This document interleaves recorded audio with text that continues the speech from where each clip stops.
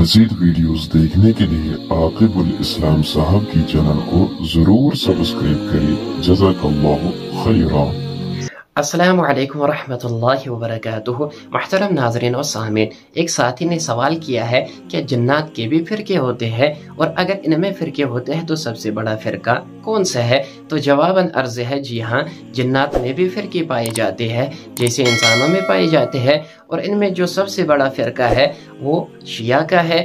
एक हिकायत है, इमाम अहमद रहमतुल्लाह अलैह बयान फरमाते हैं कि हमसे एक कबीले की एक बूढ़े ने बयान किया है कि जन्नत में एक नौजवान जिन हमारी जवान लड़की के ऊपर आशिक हो गया, फिर उसने हमें निकाह का पैगाम दिया और कहा कि मैं इसको नापसंद करता हूँ कि बगैर निकाह के उसके साथ हराम सोहबत करूँ, यानी उसके साथ फिजिकल हो जाऊँ। तो हमने उस लड़की का निकाह उससे कर दिया, बस वो हमारे सामने हो जाता था और हमसे बातें किया करता था।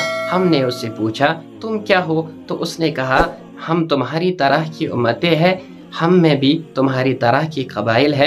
हमने पूछा कि तुम में भी फ़िरके है? उसने जवाबन अर्ज किया, जी हाँ, हम में भी फ़िरके पाए जाते हैं जैसे कदरिया, शिया और मुर्जिया, ये सब फ़िरके हम में पाए जाते हैं। तो हमने पूछा कि तुम कौन से फ़िरके से ताल्लुक़ रखते हो? उसने कहा कि मैं मुर्जिया फ़िरके से ताल्लुक़ रखता हूँ। इसी तरह जन्नत में जो सबसे ज़्यादा बड़ा फ़िरका पाया जाता है वो शिया का है। इमाम अहमद रहमतुल्लाह अलैह बयान फरमाते हैं, हमारे यहाँ एक जिन ने निकाह किया तो उससे पूछा तुम्हें कौन सा खाना ज़्यादा मरगूब है यानी ज़्यादा पसंद है? तो उसने कहा कि मुझे सबसे ज़्यादा पसंद चावल है। तो हमने उसके पास चावल ले लिए, हमने देखा कि लुक़मे तो उठ रहे हैं लेकिन उठाने वाला नज़र नहीं आ रहा है। तो मैंने कहा तुम में ये फ़िरके पाए जाते हैं? उसने कहा जी हाँ, हम में भी फ़िरके पाए जाते हैं।